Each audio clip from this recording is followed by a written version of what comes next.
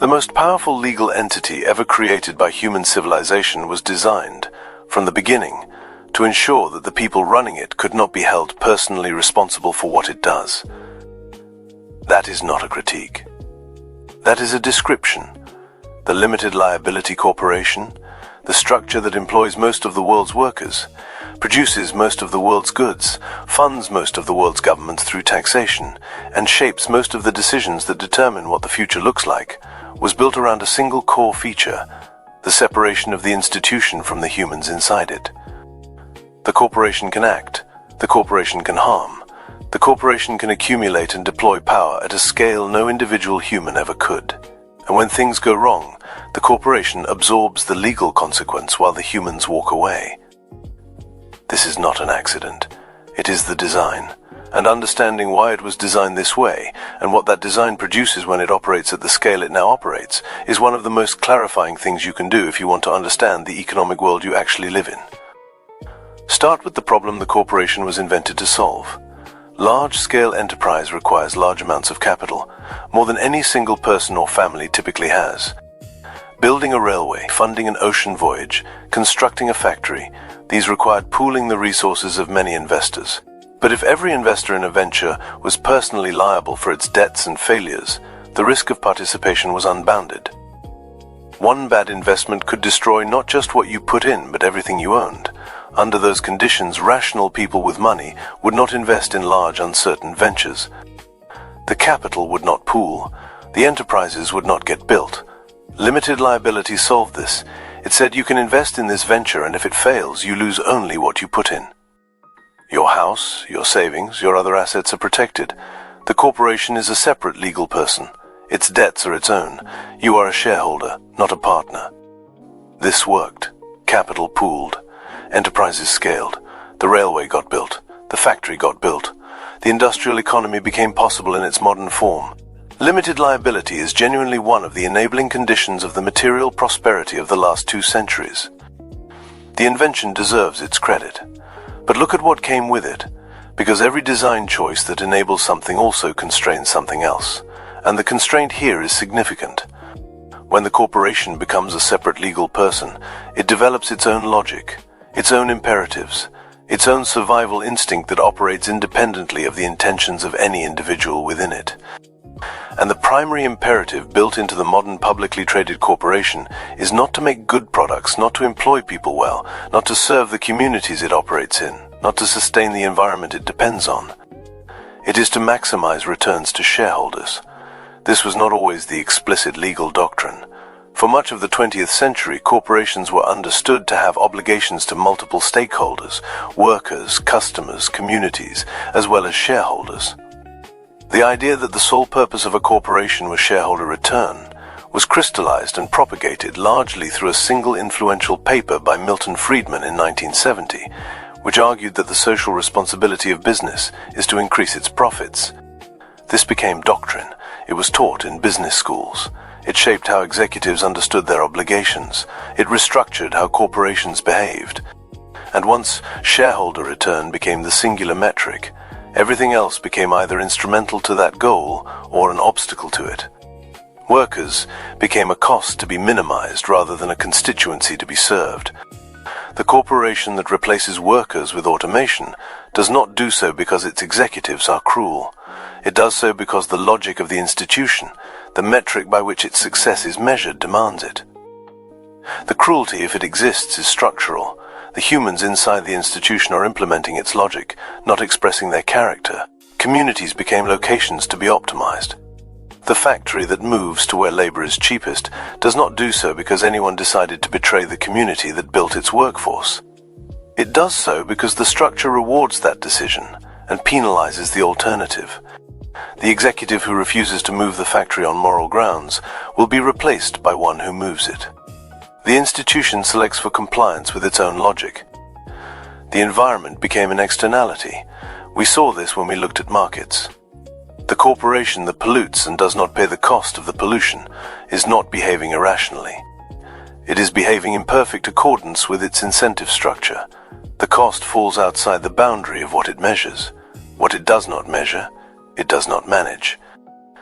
What it does not manage, It degrades, continuously, systematically, without malice. This is the deepest thing to understand about the corporation. It is not a group of people. It is a structure with a logic. The people inside it change constantly. The logic persists. A corporation can survive the departure of every single person who currently works for it and continue operating according to the same imperatives. The institution is not reducible to any of its human members. It is something else. Something that humans created, and that now, at sufficient scale, operates with a kind of agency that exceeds the intentions of anyone within it. The philosopher John Dewey saw this in the early 20th century. He called corporations the most significant development in modern social life, not because of what they produced, because of what they were. Artificial persons with the legal rights of individuals and the scale of nations, accountable in practice to almost no one. That scale is worth pausing on. The revenue of the largest corporations today exceeds the GDP of most countries. The 100 largest corporations account for a larger share of global economic activity than the majority of the world's nations. Walmart employs more people than the population of most countries. Apple's market capitalization exceeds the GDP of all but a handful of nations. These are not businesses in the traditional sense. They are powers. They operate across jurisdictions. They can move capital, production, and legal structures faster than any government can track. When a country's tax policy becomes inconvenient, the corporation restructures to route profits through a more accommodating jurisdiction. When labor becomes expensive, production moves. The corporation is not bound to any place. It owes allegiance to no flag. Its only home is the logic of its own perpetuation and growth. This creates an asymmetry of power that has no precedent in human history. Individual citizens are bound to the laws and obligations of the place they live. They cannot escape their jurisdiction by incorporating in a tax haven. They cannot relocate their labor to wherever conditions are most favorable. They are here, physical, present, subject to the full weight of the laws that govern the territory they inhabit. The corporation is nowhere and everywhere simultaneously, subject to law in principle and expert at escaping its consequences in practice. And governments, which are supposed to represent the interests of the citizens bound to their territory, find themselves in competition with each other to attract corporate presence through tax concessions, regulatory leniency, weakened labor protections. The corporation does not negotiate from a position of equal citizenship. It negotiates from a position of mobility, of optionality, of the credible threat to go elsewhere. The race to the bottom in corporate taxation and regulation is not a failure of government competence. It is the predictable outcome of that power asymmetry operating over time. Now bring this into your daily life, because the corporation is not an abstract institution. It is the immediate environment of most waking hours for most people in the modern world. The place you work is almost certainly a corporation, or owned by one. The food you eat was produced, processed, and distributed by corporations. The phone in your hand, through which you receive information. The bank where your money sits, the insurance that covers your health, the media that shapes your understanding of the world, all of it. The corporation is not the background of modern life. It is the foreground. It is the water you swim in. And most people inside corporations experience exactly what the structure predicts they will experience. There are costs to be managed. Their time is purchased and deployed according to the institution's logic, not their own. Their judgment, creativity, and care are valuable to the institution precisely to the extent that they serve the institution's metric. When they cease to serve it, they are released. The corporation does not hate them. It does not love them. It does not see them. It processes them. This is not the experience of every person in every corporation.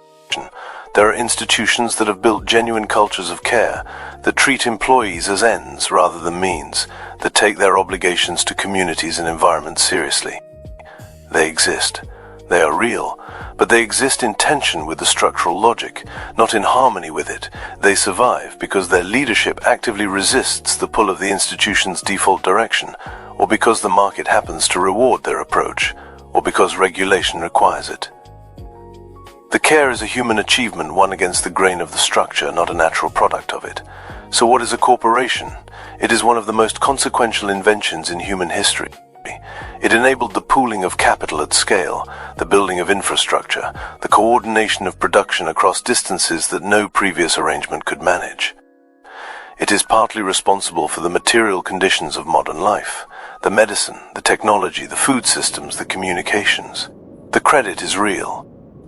It is also a structure that concentrates power without equivalent accountability, that optimizes for a single metric at the expense of everything the metric does not capture, that operates across jurisdictions with a mobility that ordinary citizens and their governments cannot match, and that has colonized more of daily life than any previous institution in history. Both are true. The honest seeing holds both. But here is the thing that stays open. You spend most of your waking life inside institutions built on this structure, or consuming what they produce, or depending on what they provide. The values those institutions optimize for are not your values. They were never asked to be. They were designed to optimize for something else entirely. The question is not whether to participate. The question is whether you know the difference between the institution's logic and your own, whether you can feel where they align and where they diverge, whether the hours of your life that pass inside those structures are hours you have chosen or hours you have simply never examined. The corporation knows exactly what it wants from you. The question is whether you know what you want from it.